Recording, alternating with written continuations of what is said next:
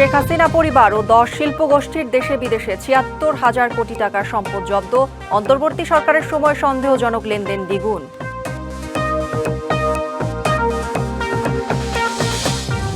কোন প্রকল্পে দুর্নীতি হলে আইন অনুযায়ী বিচার। সংসদে প্রধানমন্ত্রী বিশেষজ্ঞদের নিয়ে যাচাই করে মুক্তিযোদ্ধাদের সঠিক তালিকা হবে।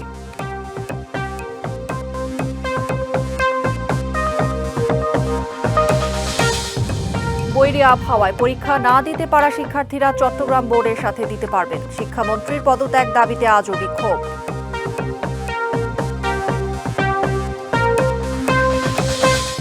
জুলাই আন্দোলনে একটি হাসপাতাল থেকে কিছু মরদেহ নদীতে ভাসিয়ে দেওয়ার তথ্য নিয়ে তদন্তে প্রসিকিউশন। কয়েক জায়গায় গণকবরের সন্ধান।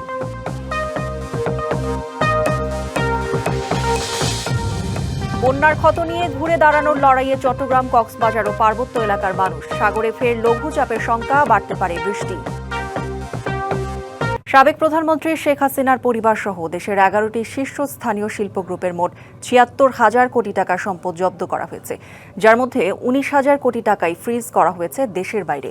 আর ২০২৪-২৫ অর্থ বছরে শনাক্ত হয়েছে ৩০,১৯৯টি সন্দেহজনক লেনদেন, যা তার আগের বছরের চেয়ে প্রায় দ্বিগুণ। এসব লেনদেনের সিংহভাগ ব্যাংকিং খাতে। এসব তথ্য উঠে এসেছে Bangladesh financial intelligence unit BFIU রিপোর্টে। দেশের আর্থিক খাতে বাড়ছে অপরাধের পরিধি। বাংলাদেশ ফাইন্যান্সিয়াল ইন্টেলিজেন্স ইউনিট বা BFIU এর বার্ষিক সভায় প্রতিবেদনে বলা হয়েছে, ২০২৪-২৫ অর্থ বছরের রেকর্ড ৩০,১৯৯টি সন্দেহজনক লেনদেন শনাক্ত করেছে, যা এর আগের অর্থ বছরের তুলনায় প্রায় দ্বিগুণ।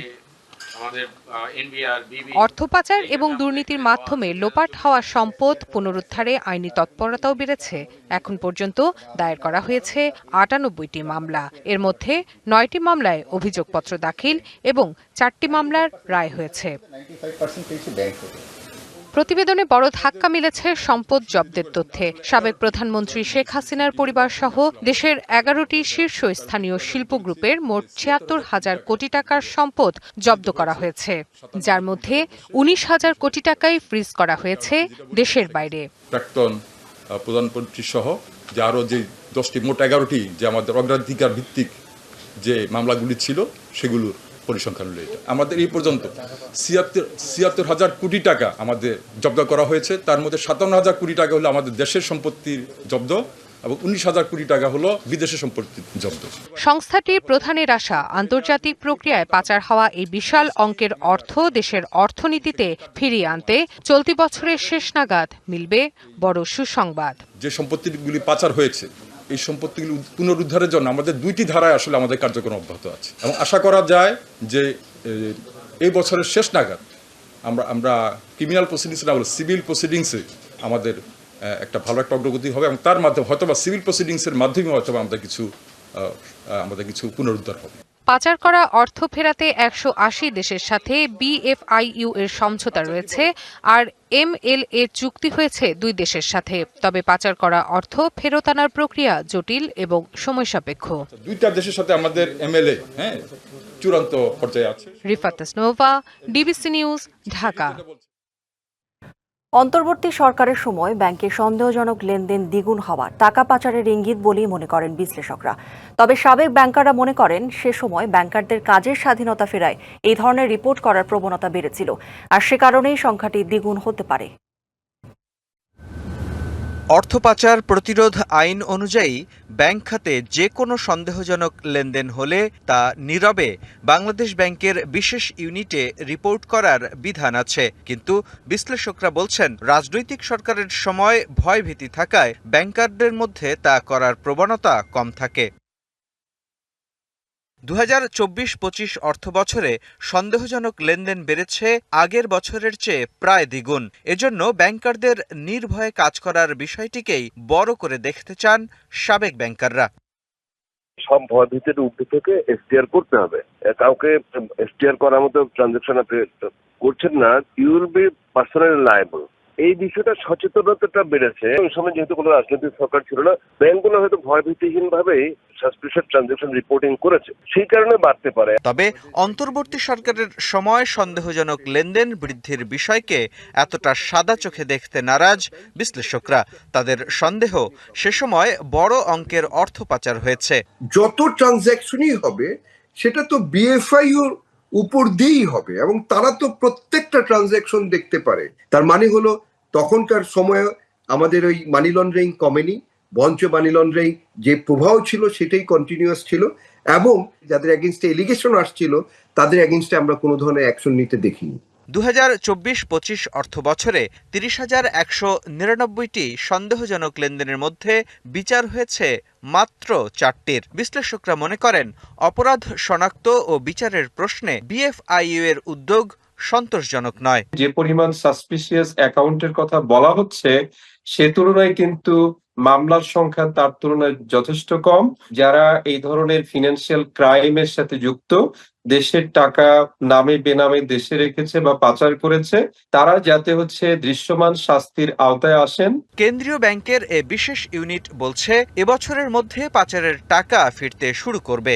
তবে তাদের এমন বক্তব্যের সঙ্গে খুব বেশি আশাবাদী নন বিশ্লেষকরা। দেশ বিদেশে পাচারকৃত অর্থ। মুস্তফা মাহবুব, ডিবিসি নিউজ, ঢাকা। সম্পদ বিবরণী দাখিল না করায় দুদকের করা মামলায় বাংলাদেশ ব্যাংকের সাবেক deputy governor Sitanshu Kumar SK সুর চৌধুরীর বিরুদ্ধে রায় দেওয়া হবে 28 জুলাই। বুধবার রাষ্ট্র আসামি পক্ষের যুক্তিতর্ক উপস্থাপন শেষে ঢাকার 2 নম্বর বিশেষ জজ আয়েশা নাসরিনের আদালত এই দিন ঠিক করে। দুদকের অভিযোগ, আয় বহির্ভূত সম্পদ বা সম্পত্তির মালিক হওয়ার অভিযোগে এসকে সুর ও তার উপর নির্ভরশীল ব্যক্তিদের নামে বা বেনামে অর্জিত যাবতীয় স্থাবর বা অস্থাবর সম্পদ বা সম্পত্তি, দায় দেনা, আয়ের উৎস ও তা অর্জনের বিবরণী আদেশ পাওয়ার 21 কার্যদিবসের মধ্যে দাখিলের নোটিশ দেওয়া হয়। তবে এর মধ্যে তিনি সম্পদ বিবরণী দাখিল করেননি। এই মামলায় 2025 সালের 6 নভেম্বর অভিযোগ গঠন করে বিচার শুরুর আদেশ দেয় আদালত।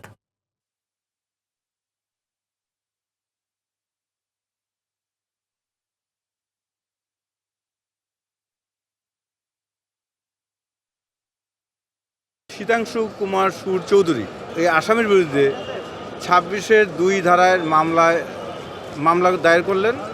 যেই মামলাটি বিশেষ জজ আদালত 2-এ বিচারাধীন ছিল। উভয় পক্ষের যুক্তিতর্ক শুনানি নিয়ে গ্রহণ করে আগামী 28/7/2026 তারিখ অত্র মামলাটি রায় ঘোষণার জন্য ধার্য করে। বিশেষজ্ঞদের নিয়ে যাচাই বাছাই করে মুক্তিযোদ্ধাদের সঠিক তালিকা তৈরি করা হবে বলে জানিয়েছেন প্রধানমন্ত্রী তারেক রহমান। বিকেলে সংসদে প্রধানমন্ত্রীর জন্য নির্ধারিত প্রশ্নোত্তর পর্বে এই কথা জানান তিনি।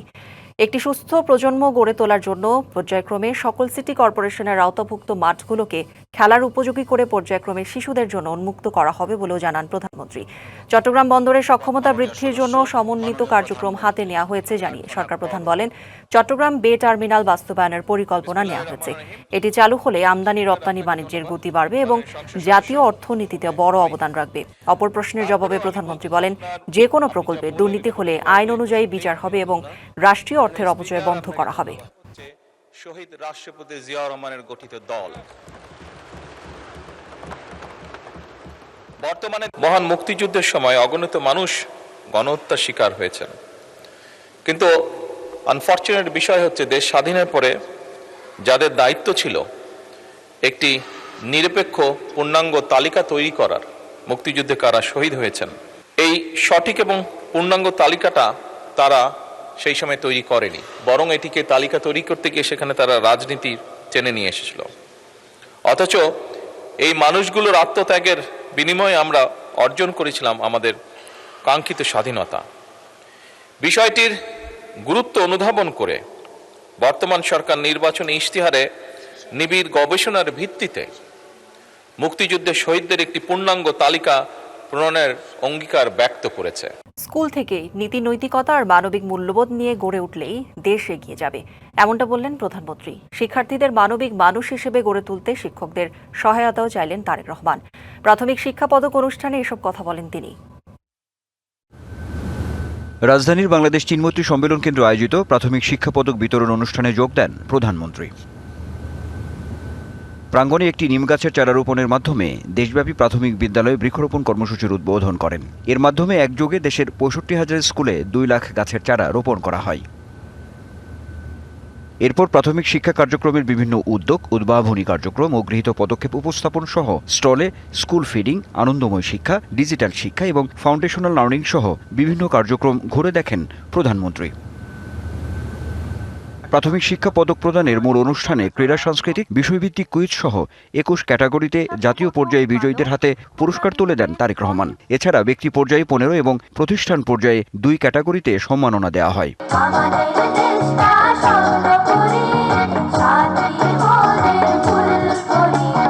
শিক্ষার্থীদের অংশগ্রহণে বিতর্ক প্রতিযোগিতা সহ সাংস্কৃতিক অনুষ্ঠান উপভোগ করেন প্রধানমন্ত্রী। আনুষ্ঠানিক বক্তব্যে প্রাথমিক শিক্ষা নিয়ে নানা পরিকল্পনা তুলে ধরেন তিনি। বলেন, শিক্ষকদের বিশেষ প্রশিক্ষণের ব্যবস্থা করা হবে। বাচ্চারা যাতে ভালো খাবার খেতে পারে, যেটা তাদের জন্য পুষ্টিকর হিসেবে কাজ করবে, যেটাতে তারা এনার্জি পাবে, যেটাতে তারা শার্প হবে তাদের মেমোরি, সেগুলোতে আমরা কাজ করছি। আমরা মনে করি আপনাদের ট্রেনিংটা যত ভালো হবে, আপনারা তত আন্তরিকতার সাথে এবং তত ভালোভাবে আপনারা আমাদের শিক্ষার্থীদেরকে শিক্ষা দেওয়ার সুযোগ পাবেন বা আপনাদের জন্য সুবিধা হবে। ছোটদের দক্ষ ও মেধাবী হিসেবে গড়ে তুলতে ক্রীড়া সংস্কৃতিতে জোর দেন সরকার প্রধান। বলেন, ছোট থেকেই নীতি নৈতিকতা নিয়ে বড় হতে হবে।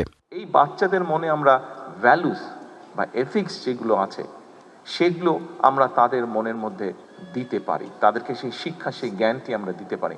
এবং আমি মনে করি ব্যক্তিগতভাবে একটি জাতির জীবনে যদি এথিক্স এবং ভ্যালুস শিক্ষা থাকে, তাহলেই আমরা একটি শক্তিশালী, সুন্দর, ডিসিপ্লিন একটি জাতি হিসাবে আমরা গড়ে তুলতে পারবো। একটি জাতি শুধু যদি শিক্ষা থাকে তাহলে কিন্তু আমার মনে হয় না জাতি হিসাবে তারা শক্ত বুনিয়াদের উপরে গড়ে উঠতে পারবে।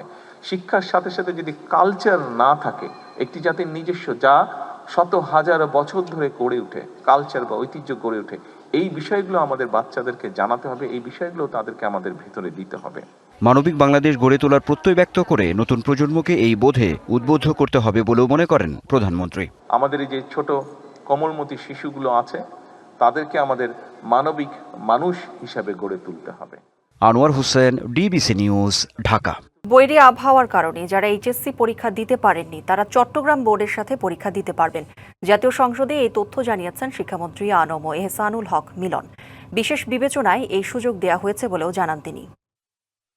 প্রতিকূল আবহাওয়া কিংবা সংশ্লিষ্ট অনিবার্য কারণে যারা চলমান এইচএসসি ও সমমান পরীক্ষা 2026 এর কোনো বিষয়ে অংশগ্রহণ করতে পারেনি, তারা চট্টগ্রাম শিক্ষা বোর্ডের ইতিমধ্যে স্থগিত হওয়া সংশ্লিষ্ট বিষয়ে অভিন্ন প্রশ্নপত্রে শিক্ষা মন্ত্রণালয় কর্তৃক নির্ধারিত একই তারিখে ওই সময়ে পরীক্ষায় অংশগ্রহণ করতে পারবেন। শিক্ষামন্ত্রীর পদত্যাগ সহ 3 দফা দাবিতে আজও রাস্তায় নেমে বিক্ষোভ করেন শিক্ষার্থীরা। বিকেলে সচিবালয় অভিমুখে তাদের লং মার্চ আটকে দেয় পুলিশ। দুপুরে রাজধানীর উত্তরায় বিএনএস সেন্টারের সামনে সড়ক অবরোধ করেন শিক্ষার্থীরা। তবে বিকেল 4টার পর সেখানে যান চলাচল স্বাভাবিক হয়। এর আগে এইচএসসি পরীক্ষার্থীদের নিয়ে নিজের মন্তব্যের জন্য মঙ্গলবার দুঃখ প্রকাশ করেন শিক্ষামন্ত্রী আনম এহসানুল হক মিলন। এদিন সকাল থেকে শিক্ষামন্ত্রীর পদত্যাগ, এইচএসসি ও সমমানের পরীক্ষা স্থগিত সহ 3 দফা দাবিতে রাজধানীর বিভিন্ন স্থানে সড়ক অবরোধ করে বিক্ষোভ করেন শিক্ষার্থীরা। শিক্ষামন্ত্রী উনি জাস্ট পরীক্ষার গার্ডটা বাড়াচ্ছে। এখন তো মানে স্টুডেন্টরা নকল করতেছে না। এখন করোনা গেল, করোনার পর হাফ সিলেবাস গেল, হাফ সিলেবাস যাওয়ার পর শিক্ষার মানটা প্রায় অর্ধেকাংশে চেঞ্জ হয়ে গেছে। মেনলি ওনার মাইন্ডসেটটা চেঞ্জ করা উচিত। উনি আমাদের সাথে যে এরকম অন্যায় অবিচার করতেছে, এগুলোর কোনো রাইটস নাই। দাবি একটাই, শিক্ষামন্ত্রীর পদত্যাগ। এ বিষয়ে আরও জানার চেষ্টা করব। সচিবালয় এলাকা থেকে যুক্ত হচ্ছেন সহকর্মী পার্থ সাহা। পার্থ, আমরা ইতিমধ্যেই জেনেছি যে শিক্ষার্থীদের লং মার্চ আটকে দিয়েছে পুলিশ। আপনি এখন সচিবালয়ে রয়েছেন, সেখানে সবশেষ কি তথ্য রয়েছে আপনার কাছে জানাবেন। বলছিলেন এইচএসসি সমমানের যে শিক্ষার্থীরা যারা আন্দোলন করছেন, মূলত তাদের কিন্তু আজও পরীক্ষা ছিল এবং পরীক্ষা পরবর্তী সময়ে রাজধানীর বিভিন্ন কলেজ থেকে পরীক্ষা শেষে তারা কিন্তু বের হয়ে সায়েন্স ল্যাবে প্রথমত তারা একত্রিত হয় এবং পরবর্তীতে সেই সায়েন্স ল্যাব থেকে একে একে এই যেই সচিবালয় অভিমুখে যে যাত্রা, সেই যাত্রাটি কিন্তু করেন। তবে শিক্ষা ভবনের ঠিক পাশেই পুলিশ তাদের উপস্থিতি লক্ষ্য করে তারা কিন্তু এখানে ব্যারিকেড দিয়ে যে সড়কটি রয়েছে সচিবালয়ের যে সড়কটি, সেই সড়কটি কিন্তু অবরোধ করে রেখেছে এবং এক পাশে পুলিশ এবং অন্য পাশে শিক্ষার্থীদের অবস্থান। এবং ক্ষণে ক্ষণে আমরা লক্ষ্য করছি শিক্ষার্থীদের যেই 3 দফা দাবি, শিক্ষামন্ত্রীর পদত্যাগ সহ পরীক্ষা পুনর্বিবেচনা এবং পরীক্ষা স্থগিতের যে দাবি রয়েছে সেই দাবিগুলো নিয়ে তারা স্লোগান দিচ্ছেন এবং পুলিশের সঙ্গেও কয়েকবার দেখেছি আমরা কথা বলছেন এবং তারা বলছিলেন যে তাদের একটি প্রতিনিধি দল সচিবালয়ের পাঠানোর যে অনুমতি সেটি কিন্তু তারা প্রার্থনা করছেন, তবে পুলিশও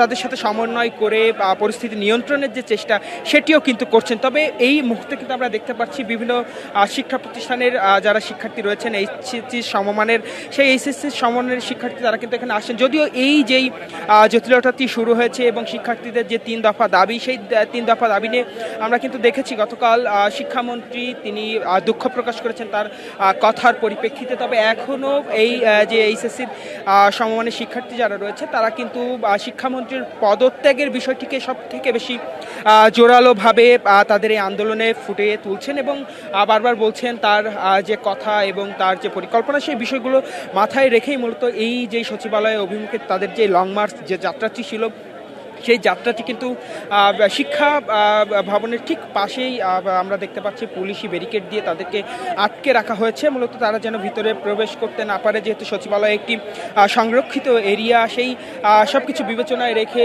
গুরুত্ব বিবেচনায় রেখেই মূলত এই জায়গাটি পুলিশি ব্যারিকেড দিয়ে এবং সর্বোচ্চ সতর্কতা সঙ্গেই কিন্তু শিক্ষার্থীদের সঙ্গে পুলিশ ক্ষণে ক্ষণে যোগাযোগ করছেন এবং সমন্বয় করার যে চেষ্টা সেটিও করছেন এবং এই যে জায়গাটি এই জায়গাটি কিন্তু ক্ষণে ক্ষণে শিক্ষার্থীরা স্লোগান দিচ্ছেন, উত্তল করে তুলছেন এবং আমরা কিছু সময় আগে দেখেছি পিকআপ এবং বাসে চড়ে বিভিন্ন শিক্ষা প্রতিষ্ঠান থেকে শিক্ষার্থীরা কিন্তু এই যে লং মার্চ সচিবালয় যে কর্মসূচি তাদের সেই কর্মসূচিতে কিন্তু অংশগ্রহণ করেছে এবং তাদের সঙ্গে আমরা কথা বলেছি। তারা বলছেন তাদের যে দাবি শিক্ষামন্ত্রীর পদত্যাগ সেটি যত সময় না নিশ্চিত করা হবে বা এই যেই দাবিতে তারা আসছেন সেই দাবি যতবেলা না মেনে নিবে সরকার ততবেলা তারা কিন্তু তাদের এই কর্মসূচি চালিয়ে যাবেন এবং তাদের যে পরীক্ষাগুলো নিয়ে তারা দুঃখ প্রকাশ করেছিলেন এবং পুনর্বিবেচনা পরীক্ষা স্থগিতের যে দাবিগুলো করছিলেন সেই দাবিগুলো যেন একই সঙ্গে মেনে নিয়ে শিক্ষামন্ত্রী পদত্যাগ নিশ্চিত করা হয় সেটি কিন্তু আসলে তারা বলছেন এবং শিক্ষার্থীরা এই যে জায়গাটি কিন্তু গোল হয়ে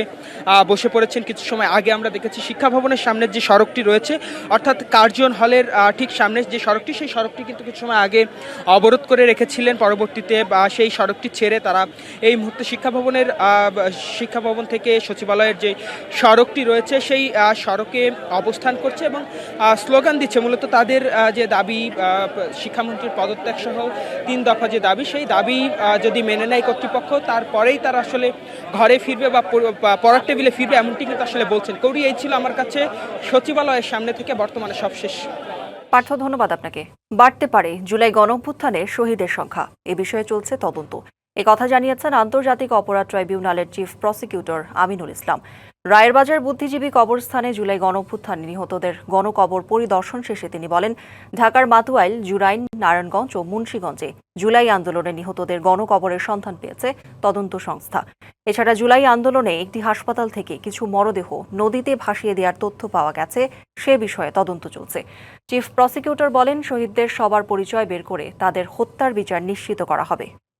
যে আমরা ইতিমধ্যে 834 জনের মতো আমাদের যারা শহীদ হয়েছিল তাদেরকে আমরা শনাক্ত করতে পেরেছি, তাদের গেজেটভুক্ত হয়েছে।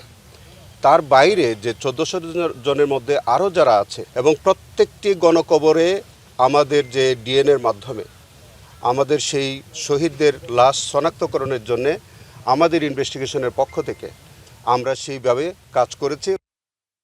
পরিচ্ছন্ন নগরের জন্য বিভিন্ন সংস্থার মধ্যে সমন্বয়ের জটিলতা কাটিয়ে উঠতে সিটি কর্পোরেশনকে নগর সরকারের রূপান্তরের উদ্যোগ নিতে চায় সরকার।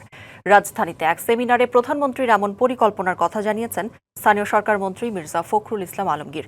পাশাপাশি বাসযোগ্য নগরী করতে রাজনৈতিক মতবিরোধের ঊর্ধ্বে কাজ করতে সবার প্রতি আহ্বান জানান তিনি।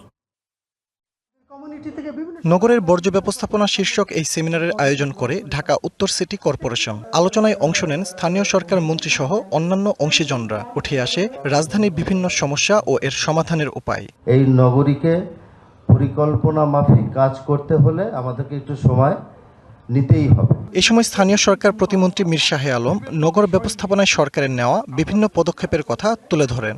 আসলে সিটি প্রশাসকের কাছে কি সব ডিপার্টমেন্ট রয়েছে? ওনার অধীনস্থ সব ডিপার্টমেন্ট নাই।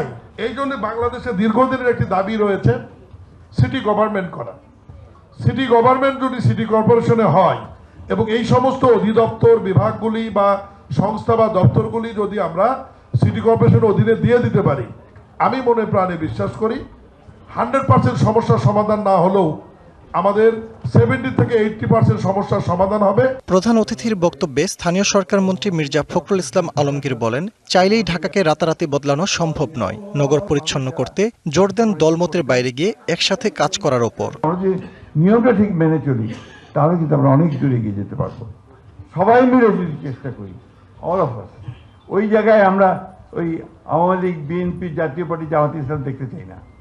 আমরা এই জায়গায় বাংলাদেশকে দেখতে চাই। ঢাকাকে ঠিক করবো নাগরিক হিসেবে। আমরা যদি এই সিটি কর্পোরেশনগুলোকে একটা গভর্নমেন্টে পরিণত করতে না পারি, সরকার হবে সে, এবং সেই নিয়ন্ত্রণ করবে অন্যান্য ডিপার্টমেন্টগুলোকে যেগুলো ঢাকা শহরের জন্য প্রয়োজন। তা না হলে এই সমস্যার সমাধান সহজে হবে না। আমরা এটাকে নিয়ে সিরিয়াসলি চিন্তা করছি। আমাদের মাননীয় প্রধানমন্ত্রীও অত্যন্ত সিরিয়াস। রাজধানীর খালগুলো দখলমুক্ত করতে না পারলে ঢাকাকে রক্ষা করা সম্ভব হবে না বলেও মন্তব্য করেন মন্ত্রী। ঢাকা শহর বেঁচে থাকবে কিন্তু এই নদীগুলোর উপরে। ফজলে রাব্বি, সৌরভ, ডিবিসি নিউজ, ঢাকা। 2-1 দিনের মধ্যে আবারও সাগরে লঘুচাপ সৃষ্টি হতে পারে। এর প্রভাবে কাল থেকে বাড়তে পারে বৃষ্টিপাত। অবশ্য দেশজুড়ে অতি ভারী বৃষ্টির সম্ভাবনা কম। এছাড়া আগামীতে বড় ধরনের বন্যার শঙ্কাও আপাতত নেই। বুধবার এসব তথ্য জানায় আবহাওয়া অধিদপ্তর। সাগরে আপনার 3 নম্বর স্থানীয় সতর্ক সঙ্গে দেখে যেতে বলা হয়েছে। তবে এই লঘুচাপটা ওই রকম আগের মতো নিম্নচাপ হওয়ার সম্ভাবনা কম। যে লঘুচাপটা আছে এটা গ্র্যাজুয়ালি আপনার ওয়েস্টের দিকে যাচ্ছে। তবে এর প্রভাব কিছুটা থাকবে। বেসিক্যালি হচ্ছে এর প্রভাবে আবার বৃষ্টি বাড়তে পারে। বিশেষ করে চট্টগ্রামে যে বৃষ্টিটা বেশি হবে, আর ওইদিকে আপনার রংপুর, ময়মনসিংহ সেই সব জায়গায় যেহেতু একটু বৃষ্টির সম্ভাবনা আছে, বৃষ্টির সাথে সাথে পানি বৃদ্ধির সম্ভাবনা কিছুটা থেকে যায়। তবে ওই রকম বড় ধরনের কিছু হবে আমরা মনে করি না। চট্টগ্রামের বাকুলিয়া এলাকায় ইন্টারনেট সরবরাহকারী প্রতিষ্ঠান ডিডিএনে হামলা, ভাঙচুর ও লুটপাটের ঘটনায় 8 জনকে গ্রেপ্তার করেছে পুলিশ। নগরীর বিভিন্ন এলাকায় অভিযান চালিয়ে ধরা হয় তাদের। দুপুরে সংবাদ সম্মেলনে পুলিশ জানায়, গ্রেপ্তার সবার বিরুদ্ধেই অস্ত্র, মাদক ও চাঁদাবাজির একাধিক মামলা রয়েছে। গত 11 জুলাই একটি বিদেশি নম্বর থেকে ইন্টারনেট ব্যবসায়ী প্রতিষ্ঠান ডিডিএনের মালিক আদিল বিন মামুনকে ফোন করে এককালীন 2 কোটি আর প্রতি মাসে 10 লাখ টাকা চাঁদা দাবি করেন ডেভিড ইমন। এর 2 দিন পর নগরীর বাকুলিয়ায় প্রতিষ্ঠানটিতে 20 থেকে 25 জনের একটি দল দেশীয় অস্ত্র নিয়ে হামলা ভাঙচুর করে। লুট করা হয় 35 লাখ টাকা।